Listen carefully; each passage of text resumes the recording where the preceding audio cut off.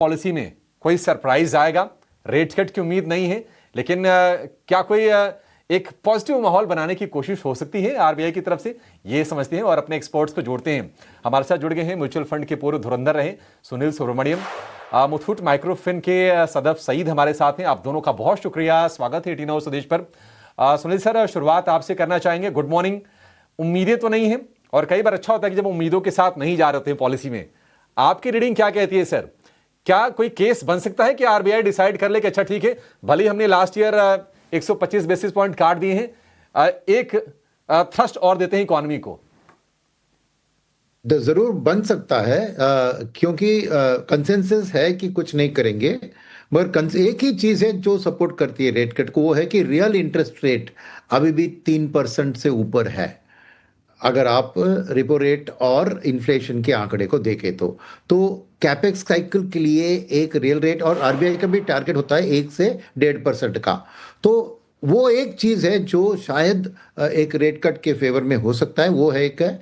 और उसके अलावा भी बात जो होती है, एक नई इन्फ्लेशन की डेटा सीरीज शुरू हो रही है, जहां पे 2024 को बेस उठाया जा रहा है। उसके आंकड़े कैसे दिख रहे हैं वो भी इंपॉर्टेंट चीज है। क्या इन्फ्लेशन अभी भी 2% के लेवल पे रहेगी या ज्यादा दिख रही है, वो सेकंड पॉइंट है जिसको हमें देखना पड़ेगा। और तीसरी बात है कि ये ट्रेड डील जो यूके से ये दोनों लंबे अवधि की बात है, ये इमीडिएट इस साल की कोई ग्रोथ में बहुत बड़ा बदलाव लाने वाली चीज नहीं है। तो मेरा नहीं मानना है कि उसको लेकर आरबीआई कुछ भी सोचेंगे जनरल एक। मगर उनका जो ग्रोथ का मायना अनुमान रख रहे हैं ना, क्योंकि लास्ट टाइम उन्होंने जो अनुमान दिया उससे इकोनॉमिक सर्वे ने एक अलग दिया, थोड़ी बेहतर। तो आरबीआई की क्या सोच है उसके बारे में, ग्रोथ के बारे में, तो ग्रोथ और इन्फ्लेशन के बारे में। और फाइनली मैं कहूंगा कि डविश टोन अपनाने से ही मार्केट पसंद कर सकती है उसे। और एक सीआरआर कट अगर बनता है तो वो भी डेफिनेटली बैंकिंग स्टॉक्स के लिए पॉजिटिव रहेंगे। तो बहुत से ऐसी चीजें, खाली रेट कट के ऊपर फोकस नहीं है। और बिगेस्ट नेगेटिव जो है वो भी मैं बता दूं रेट कट के पीछे, इस गवर्नमेंट ने बजट में 17 लाख करोड़ का बोरिंग का, तो एक प्राइवेट सेक्टर का क्राउडिंग आउट और लॉन्ग टर्म यील्ड्स की हाई रहने की एक बात होती है, तो वो शायद एक नेगेटिव है रेट कट के लिए। और फाइनल बात मैं कहूंगा मैं अपनी टिप्पणी में कि ट्रांसमिशन को लेकर कैसी है, उसको देखकर भी आरबीआई कुछ स्टेप्स ले सकती है। अगर उनको फील हो रहा है कि ट्रांसमिशन इतना नहीं हुआ 125 बेसिस पॉइंट का, तो और भी कर सकते हैं in terms of facilitating transmission.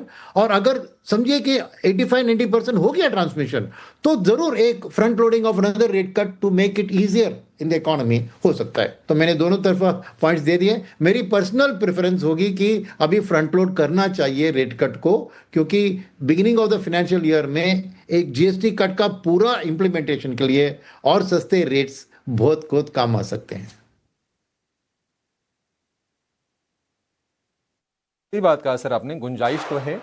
देखते हैं कि ये जो आपने लास्ट में जो कहा ना ट्रांसमिशन वाला जो पॉइंट है, क्योंकि हम देखते हैं कि आरबीआई गवर्नर भी अपने स्पीच में हाईलाइट करते हैं कि वो ट्रांसमिशन को बहुत क्लोजली मॉनिटर करते हैं। और हमने ये भी देखा था कि लास्ट ईयर जब जून में रेट कट किया, उसके बाद 6 महीने का वेट किया आरबीआई ने नेक्स्ट रेट कट करने के लिए, जो कि दिसंबर में जाके हुआ।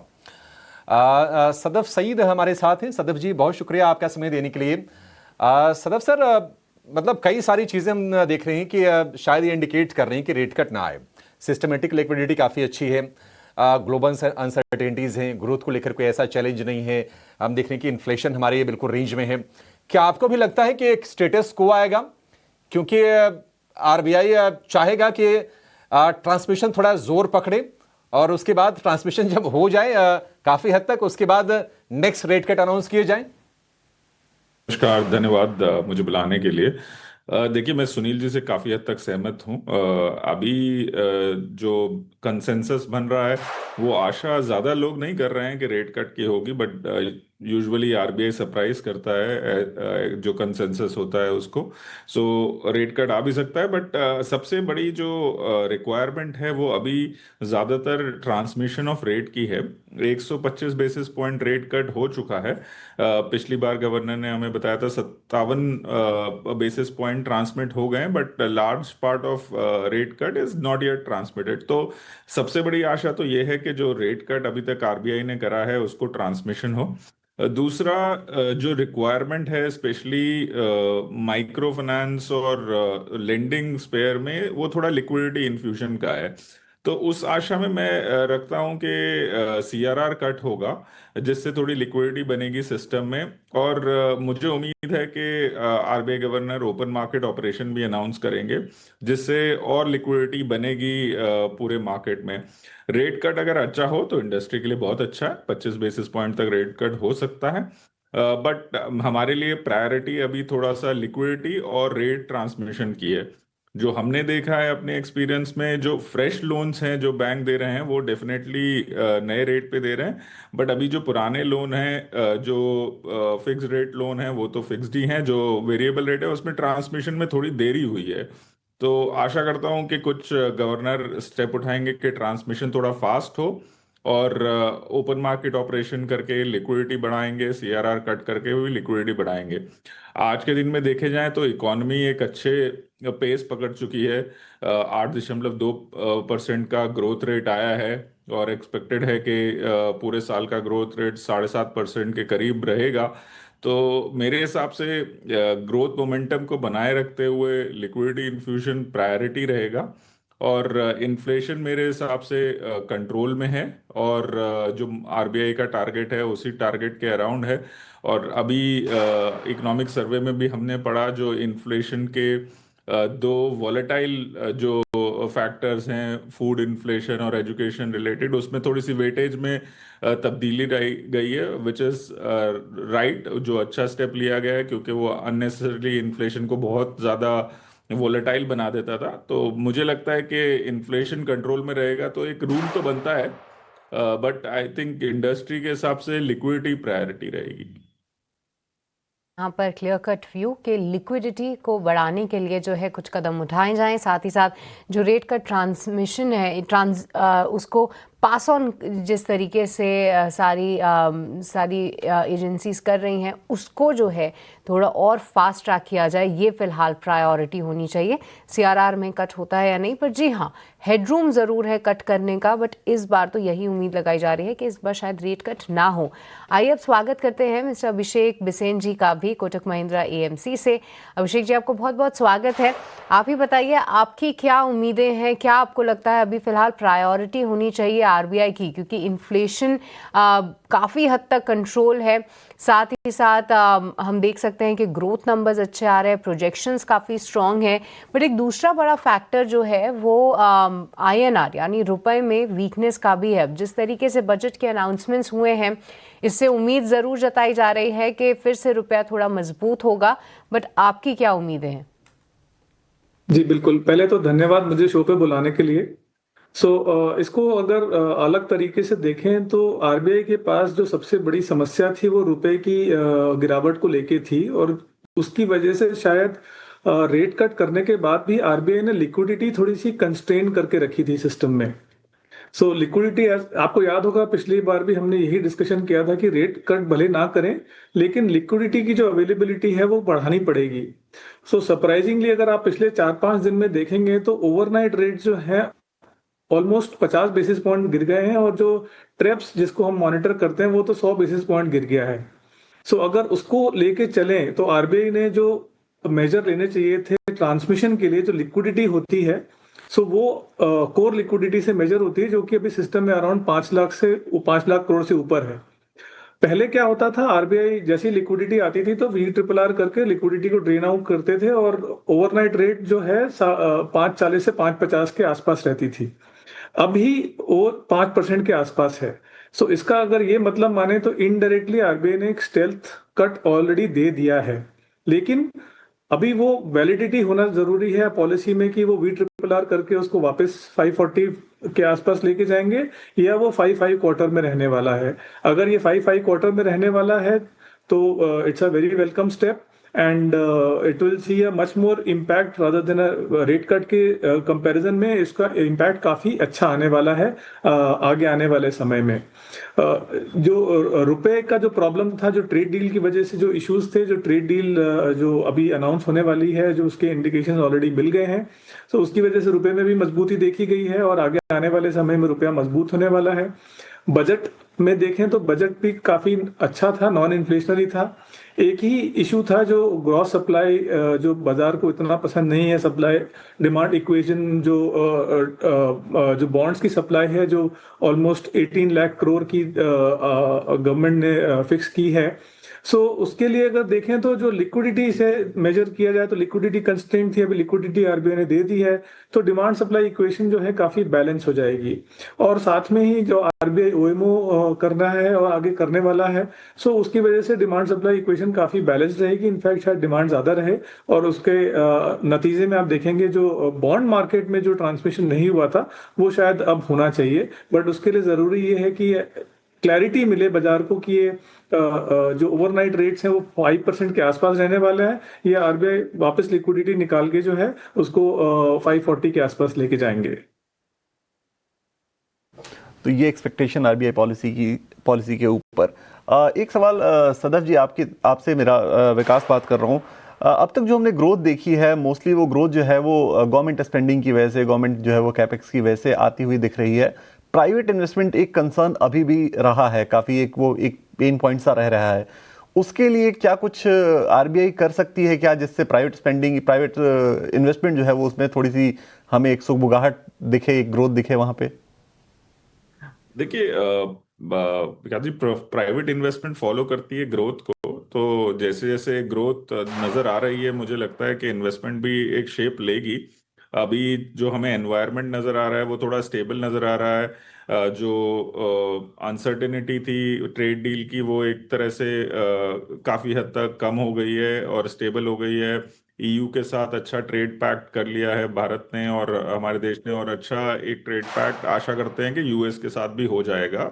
मार्च तक इसकी अनाउंसमेंट आ जाएगी, ऑलरेडी डील अनाउंस हो गई है।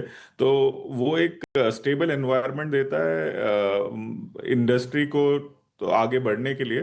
तो डेफिनेटली इंडस्ट्री का इन्वेस्टमेंट आएगा मुझे लगता है आखिरी क्वार्टर में। उसके लिए सबसे बड़ा इम्पोर्टेंट ये है कि थोड़ा करेंसी भी स्टेबल हो जाए और रेट्स थोड़े नॉर्मलाइज हो जाएं। अभी आशा करते हैं कि रेट थोड़े और कट होंगे, बट इस टाइम जो सबसे बड़ी रिक्वायरमेंट है इंडस्ट्री की वो लिक्विडिटी है। बिकॉज क्वार्टर 4 जो होता है वो सबसे प्रोडक्टिव क्वार्टर होता है सभी तरह के बिजनेस में, स्पेशली फाइनेंशियल सर्विसेज बिजनेस में अगर आप देखें तो सबसे प्रोडक्टिव क्वार्टर होता है। तो इसमें लोन काफ़ी डिसबर्स होते हैं, तो इसलिए लिक्विडिटी की रिक्वायरमेंट रहती है। 5 लाख करोड़ की लिक्विडिटी एक अच्छी लिक्विडिटी है, बट आशा करते हैं कि मेंटेन करी जाएगी पूरे क्वार्टर में। इसलिए आरबीआई इनिशिएटिव ले कि लिक्विडिटी रहे और कोई भी मार्केट को डिस्टर्ब करने वाला या सेंटिमेंट को डिस्टर्ब करने वाला स्टेप ना हो। तो मेरे हिसाब से RBI is very progressive and very pragmatic institution, तो दे विल डेफिनेटली ऐसा स्टेप नहीं लेंगे। और आशा करते हैं कि ग्रोथ को एनकरेज करने वाले स्टेप लिए जाएंगे और इंडस्ट्री डेफिनेटली क्वार्टर 4 में आएगी, अपना इन्वेस्टमेंट दिखाएगी और कैपिटल एक्सपेंडिचर भी रहेगा। चलिए, एक सवाल अभिषेक जी आपसे, अगर मैं फिक्स इनकम को लेकर सवाल ना पूछूं तो बड़ी बेईमानी सी होगी ये, क्योंकि व्यूअर्स जो है वो आपको ये सुन रहे हैं तो ये एक्सपेक्ट जरूर कर रहे होंगे कि आज थोड़ा फिक्स इनकम पर भी बातचीत होगी। तो एक पहली चीज ये कि कंसिडर कर लेते हैं कि इस बार कोई रेट कट नहीं होने वाला है, स्टेटस को रहने वाला है, जो तमाम उम्मीदें हैं उसके हिसाब से रहने वाला है, स्टेटस को रहेगा। अगले पूरे एक साल के दौरान रेट कट साइकिल को लेकर आपकी क्या उम्मीद है, और उसके हिसाब से जो हमारे फिक्स इनकम के इन्वेस्टर्स हैं उनको अपने आप को कैसे पोजीशन करना चाहिए इस वक्त? जी बिल्कुल, अगर आप टेक्निकल पर्सपेक्टिव में देखें तो जो रिपो रेट और 10 ईयर का जो स्प्रेड होता है वो long term average 100 basis point है, और अभी बाजार कुछ 140-150 बेसिस पॉइंट पे ट्रेड कर रहा है। इसका मतलब ये है कि बाजार ने रेट हाइक प्राइस इन करके रखा हुआ है ब्याज दरों में, जबकि रेट कट की आशंका और स्पेस अभी भी है।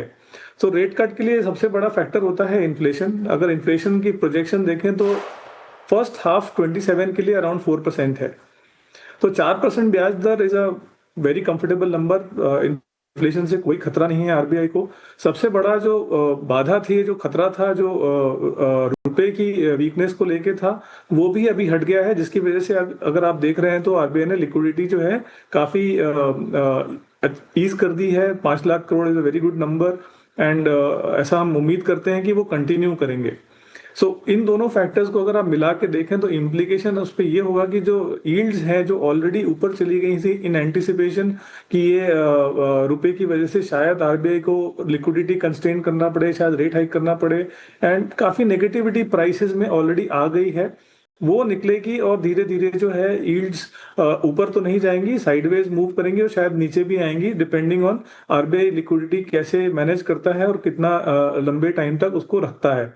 एंड उसके साथ साथ जो ओएमओ की जो एक्सपेक्टेशंस हैं, ये साल के लिए तो हम उम्मीद नहीं कर रहे हैं कि अभी और ओएमओ शायद आएंगे मार्च तक, बट अगले साल के लिए डेफिनेटली उम्मीदें जताई जा रही हैं कि ड्यूरेबल लिक्विडिटी जो अगले साल के लिए इंफ्यूज करनी है उसमें ओएमओ की भागीदारी काफी अच्छी रहेगी और उसकी वजह से जो डिमांड है बॉन्ड्स के लिए वो अच्छी रहेगी। बैंक्स की डिमांड भी रहेगी बिकॉज लिक्विडिटी है, आरबीआई की तरफ से डिमांड रहेगी और एफपीआई की तरफ से भी डिमांड्स जो है काफी अच्छी रहेगी बिकॉज रुपए में जो कमजोरी थी वो खत्म हो गई, शायद यहाँ से रुपया मजबूत ही रहेगा। तो अगर आप देखें रियल यील्ड्स भारत में काफी अट्रैक्टिव हैं। सो एफपीआई को जो है काफी अच्छी इन्वेस्टमेंट अपॉर्चुनिटी है। सो एफपीआई की तरफ से, आरबीआई की तरफ से, बैंक्स की तरफ से सब डिमांड काफी स्ट्रांग दिख रही है एंड उसकी वजह से जो यील्ड्स हैं वो थोड़ी सॉफ्ट रहेंगी, बहुत तेजी नहीं होगी बट यील्ड्स ऊपर नहीं जाएंगे और सॉफ्ट जाएंगे, तो उसकी वजह से जो है निवेशकों का जो रिटर्न है medium to long term funds में काफी अच्छा रहेगा।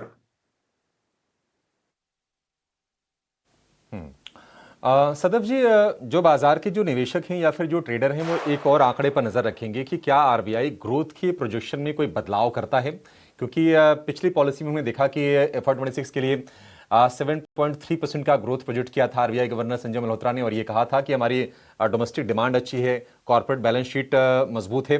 तो अब तो ये बैक टू बैक 15 दिन में हम देखेंगे तो दो बड़े ग्रोथ के कैटलिस्ट भी आ गए हैं, ईयू के साथ ट्रेड डील और अमेरिका के साथ ट्रेड डील। हालांकि उसका ऑफिशियल अभी अनाउंसमेंट निटी के बाद में देखेंगे, लेकिन माहौल पॉजिटिव होता नजर आ रहा है। और अच्छी बात यह है कि हमारे जो आईपी के डेटा थे वो भी 26 महीने के हाइस पर थे, तो ग्रोथ को लेकर कोई ऐसी चिंता नहीं है फिलहाल के लिए।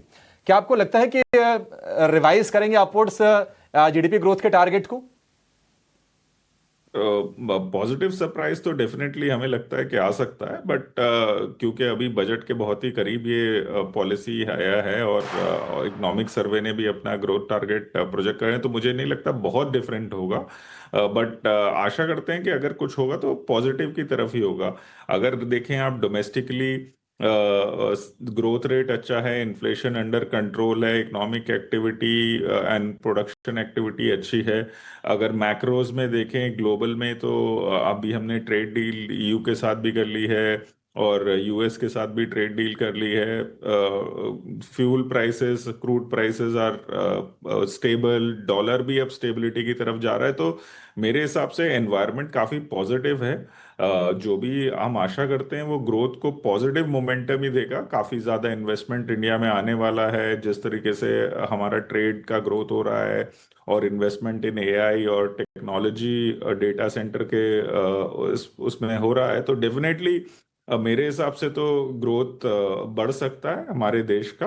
बट मुझे नहीं लगता कि बहुत ज़्यादा डिफरेंस होगा, क्योंकि इकोनॉमिक सर्वे अभी अभी कुछ दिनों पहले ही हाल ही में आया है, तो बहुत ज़्यादा डिफरेंस तो मैं उम्मीद नहीं करता हूँ। बट अगर होगा तो पॉजिटिव सरप्राइज हो सकता है। और इंडस्ट्री का मोमेंटम है डेफिनेटली।